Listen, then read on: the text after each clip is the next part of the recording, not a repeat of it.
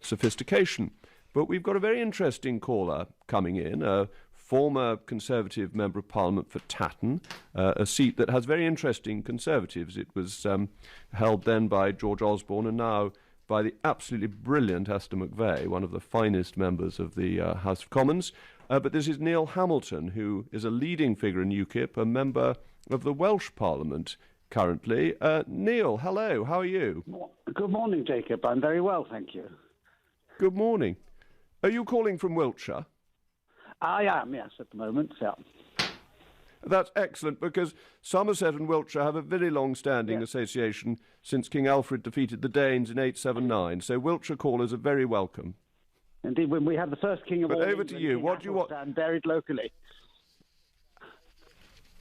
Excellent. So you've obviously been intimately involved with this. You know exactly what's going on in UKIP. Do you think this spells the end of UKIP as a political party? No, I think it's a new beginning, actually. Unfortunately, Henry Bolton, I'm afraid, got into a situation where his private life actually prevented us from talking about the things that really matter, like what sort of Brexit we're going to get and what's the future of Britain after Brexit. And he seems to live in a sort of alternative universe. He thinks that although you're the leader of a political party, you can behave in your private life in a way which can be kept away from public view. Well, you and I know that's absolutely impossible. And he showed no understanding of this at any time in the last month, as a result of which the ongoing carry-on farce of his private life was laundered very, very publicly to everybody's embarrassment. And it therefore got in the way of UKIP articulating what its purpose is now, which is something which clearly we must do. But, Neil, do you think that Mr. Bolton is a symptom or a cause? If he were the only leader who'd got into difficulties, what you're saying would be very powerful. But he's the seventh leader in 18 months, and when you look through what tripped up the other leaders, they were being tripped up for all sorts of extraordinary, simplistic mistakes that you wouldn't expect a professional political party to have in its leadership. So it's not just Mr. Bolton, it's all the others. It's Paul Nuttall who found things difficult. I mean, the names, most of them one forgets, but seven in 18 months. Well, I think that over-eggs the pudding, really. The problem has been that Nigel... There's quite a lot of eggs there in the pudding, isn't it? Well, no, but fundamentally, we've only had one leader since Nigel Farage gave up, and that was Paul Nuttall. We've had a series of interim leaders who, for a variety of reasons, had to be put in place. But we've only had one real leader since then, and Paul Nuttall, unfortunately, he wasn't up to the job. But you lost one candidate in a punch-up in the European Parliament. No, but that actually... But we weren't quite this... We never lost... That was a candidate. But you lost a leadership candidate because of punch-up in the European Union. You lost Paul Nuttall because there were questions about the election and all sorts of things. Yeah, I mean, there was no punch-up, actually. That was a complete set-up. Mike Hookham, who was an MEP who was accused of throwing the punch, denies that anything ever happened. So I mean, I think we must concentrate on the realities of this. You know, Nigel Farage was a super dominant leader, a highly dynamic force. Yeah. Nobody has had a greater effect than Nigel from outside Parliament since the war, and he was so dominant that he never brought anybody on to succeed him, and we have struggled in the interim. That's certainly true, and also we're the victims of our own success, of course, with the result of the Brexit referendum, and UKIP now has to reorient itself into a domestic... But Neil, isn't that the key point, that you're a victim of your own success and that the leadership fandango doesn't really matter? What matters is that UKIP achieved the vote to leave, and it doesn't now have a very clear purpose. And once we've left, it's very hard to see what its role will be at all. Well, not at all, because I lead the UKIP Assembly members in Cardiff, and we operate there in a domestic parliamentary context, in the same way as you operate in a domestic parliamentary context in Westminster, as well as the European issue. And you know, we are daily saying what we believe on the health service, on education, on the environment, etc., etc. And UKIP fought the last general election, of course, on a full UK domestic programme, and we fought the Welsh elections in But May nobody was 2016 interested, dare I say, in your manifesto at the last election, because people were interested in UKIP to get us out of the European Union, and what you had to say on everything else was entirely secondary, and that's why UKIP's vote went down so badly, isn't it, at the last election, because you'd achieved your purpose?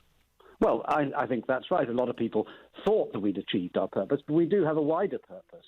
And we have a vision of what Britain should be like once Brexit has been achieved. We're the only party that's... let me give you a few examples. Can I perhaps to explain what I mean? We're the only party that really believes in tough immigration control. We're the only party that thinks we should scrap most of the aid budget and put it into the health service. We're the only party in Wales that supports grammar schools, for example. We're the only party that wants to scrap green taxes, which are subsidising forests of windmills that are desecrating the countryside. There are all sorts of policies that UKIP is unique on, which the Conservative Party certainly isn't following us. But isn't there a feeling that you've invented policies to give yourself something to do because you've achieved your main objective, and that all these policies are deeply secondary? Well, they're obviously secondary to the overriding objective of recovering our national independence and sovereignty. There can be no more important issue in British politics, I'm sure you would agree, than that. But we will achieve that sooner or later, and then we will concentrate entirely upon domestic political issues and foreign affairs, of course, but principally on domestic political issues. And we do have a particular outlook on the world which none of the other parties completely shares, or indeed shares at all in most cases. OK, so you think clearly that there is a continuing role for UKIP and wouldn't accept my suggestion that Tory-minded UKIP members should simply rejoin the Conservative Party. Who do you think can lead it, other than Nigel Farage? Well, Gerard Batten, I think, would make a perfectly good leader for the longer term. I don't know who may come forward. I'm not going to come forward myself because I've got a full-time job leading the party in Wales. But I think that's a secondary matter for the time being, actually. What we need to do, first of all, is to fill the gap that you pinpointed a moment ago in people's minds about what UKIP's purpose now is. And as I say, But you're the one... have a fully costed manifesto on which we stood in the general election, which was very, very different from the Conservative manifesto in lots of important respects. And there are lots of people in UKIP who were previously in other parties, in the Labour Party, and indeed who've never been involved in politics before. So we are a grassroots movement, very different from established political parties that have been around for a very, very long time. And the Trump phenomenon in America was exactly the same as the phenomenon which created UKIP. We articulate a view which the mainstream established parties cannot do. And you feel possibly that you may be the right man to do it for an interim period before other people are ready to try and steady the ship and bring some calm to a party you see a bright future for? Could you be persuaded? Will you announce your candidature live on LBC? Well, the only reason I would do that is for you, Jacob, but I'm not going to. I'd be very grateful. Because I do have a full-time job, in effect, because when the Welsh Assembly is sitting, it's 4 days a week in Cardiff, and I do have a constituency which is 75% of the landmass of Wales, and as a party leader I've got other obligations as well. But I will play my full part as part of a team leadership in UKIP, which is, I think, what we need now. We need the opposite of what Nigel provided, I think, in the short term. We don't want one super dynamic individual to lead the party, because we've got to bring everything together, and we've got a lot of hard work to do to persuade the public that we have a purpose in life post-Brexit. I believe we can do that. Well, thank you. Thank you for calling in. It's a pleasure to hear from you, and I'm sorry I couldn't twist your arm to throw your hat into the ring. You're listening to Jacob Rees-Mogg on LBC, leading Britain's conversation from Somerset. I'm standing in for Nigel Farage. It is almost exactly